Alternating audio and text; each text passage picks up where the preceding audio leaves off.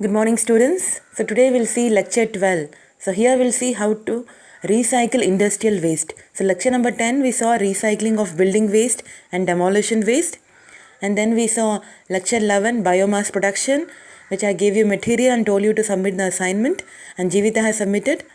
I hope it was a very interesting topic. So just go through and all of you submit the assignments before 12 p.m. today. So now it is recycling of industrial waste. So what is the industrial waste?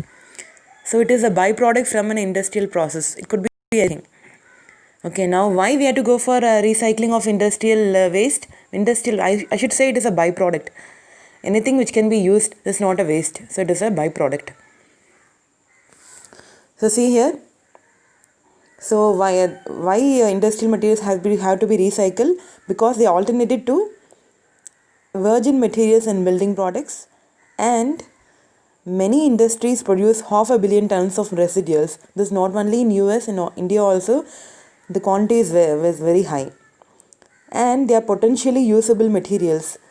Coal combustion products, construction demolition materials, spent foundry sand, used tires and slags. Now you cannot imagine cement. Now we don't use ordinary Portland cement. We use only PPC, Portland Pozzolana cement. So Pozzolana means you have either fly ash or slag. So that has become a regular thing. So now we are all over the world, and in India also we have started using industrial byproducts as substitutes to cement. And the advantage of this material is that they have chemical and physical properties which make them valuable resources when recycled or beneficially reused. But they often disposed of as of now also. So there is an Environmental Protection Agency in US. In India also you have Environmental Protection Agency EPA. It is committed to increase the recycling of industrial material as part of its reserves conservation challenge. So what is the use? What is the advantage of using the industrial byproducts? It is an effort to conserve energy. So if we know that, for example, cement is an energy intensive process. If you recycle the industrial product and use as an alternative to cement, if you replace a part of cement, you're going to conserve energy, and again you can reduce greenhouse gas emissions. Again you can conserve natural resources. So everything is possible. Now we'll see again why we have to use industrial materials in buildings. Because you have the environmental benefits, as I already told you. It can be used to replace non-renewable virgin materials such as coal, and again they had to be mined and processed for use. That process is also costly. Again the energy used is reduced, pollution is reduced, because we already studied about extraction of sand, extraction of marble, how it is polluting the environment. So if it is replaced with some other industrial byproduct, then pollution also is reduced. See, as I already told you, you can replace Portland cement using coal fly ash. So that is a good technology now. Before some years, nobody imagined that fly ash could be used to replace cement, and it was just thrown off. Now you can't get even a small quantity of fly ash without paying. Okay, so that is how that has been used, and it has become famous, fly ash. And as I already told you, you can produce cement without any other thing and only fly ash. Okay, that is known as what do you remember what is the name given to that type of cement? Only fly ash. Okay, somebody of you tell me. Okay, that is a question I'm going to ask you in the feedback. I already told you the first lecture. I'll give you the shortcut GPC. That cement is known as GPC. It has only fly ash and no other cement constituent. We're coming back. So again it says a landfill space. Otherwise you're going to deposit the industrial byproducts on a landfill. So that again greenhouse emissions, gas emissions are reduced. Okay. And again you have an economic benefit. So industrial materials are often less expensive than the virgin materials, so they have more economic value. And again we have already seen the construction demolition waste. C&D means construction demolition materials. If they are recyclable, they save the total project cost.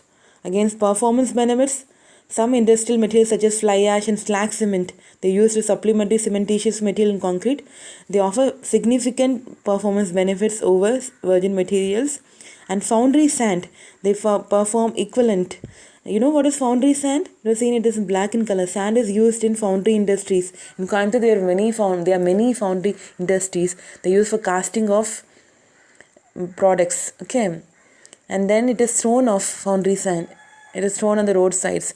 But foundry sand is found to be a alternate to sand. Okay, fine aggregate, and it has found to perform better also in some cases. And coal bottom ash can be used as a bedding material in green roof. So now is the technology in green building. You have a green roof. On the roof you can cultivate plants. Okay, that serves as an insulation material also.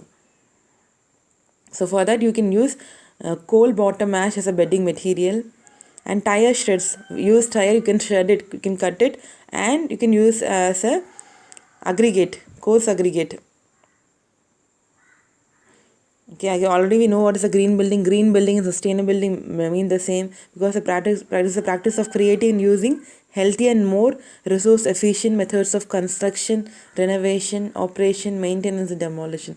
During all the stages, you adopt sustainability. And if you use the industrial byproducts, that will lead to more sustainable buildings. And again, you have to remember these two best known certification systems in the US. So first one is LEED, LEED, LEED. So you can't study green building design without knowing the certification. If you get the certification for a building, it is a green building. So what is LEED? Leadership in Energy and Environmental Design.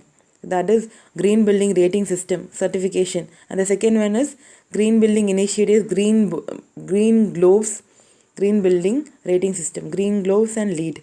What is LEED? Leadership in Energy and Environmental Design and Green Gloves. These are US green building certification systems. Okay. Now coming to the last topic, the last part. So building applications for industrial materials. So the picture, you have a building. See 1, 2, 3, 4. So for every part of the building, how you can use the industrial byproducts or recycle industrial waste, that is given. So you can have this diagram. Okay, first green roofs. So you see number 1 is on the top. See number 1 is and 2. 2 is the green roof and 1 is a garden which is done alongside the building. See 1 and 2, green roofs and landscaping. Landscaping already I told you, it's a garden. So green roof is a roof covered with plants. They reduce storm runoff. So when there's a rain, you reduce the storm runoff. It prevents the water from running off. It provides insulation. You can use scrap tires to make rubber tile for walkways. You can also use bottom ash as a bedding material, as I told already. We have seen. You can also use clean wood, recycle gypsum, wallboard, cardboard can be ground and can be used as soil additives, soil amendments in both green roofs and landscaping.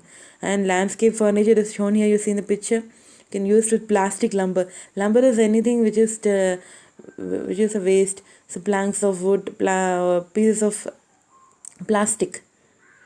Okay, you can build this landscape furniture with fly ash on recycle construction demolition wood. Building facing material 4 is given. So nowadays many buildings they use stone as a decoration. So here also you can manufacture stone. You can mix the concrete with aggregates and you can use as a facing material. You can use fly ash also. Sidewalks. You can use industrial materials to make sidewalks and use tires. You can use ceiling tiles, flooring. So you can just go through. Okay. Masonry blocks, you can use masonry block from cement and aggregate and cement with slag cement, fly ash, etc. So use masonry block instead of bricks. It is going to be economic and it has an environmental advantage. You can spend foundry sand. Again, there's a case study. Whenever you write a case study, you have to write the name of the place and how they adopted the technologies in their particular area. That is how you have to write a case study. Okay, this is a case study of how it has been used in US. So let us summarize why you have to recycle the industrial byproducts, because they have an economic advantage, environmental advantage, and in some cases they even perform better than the virgin materials, and for all the parts of the building you can use the recycled industrial products. Okay, and there's a case study also given here. Just go through, you can write the case study for part C. Okay, this is the end of lecture 12, and be sure to complete the assignment before 12 p.m. today. That is the assignment relating to biomass. Hope the topic was interesting, and this is also interesting and simple. Okay, thank you.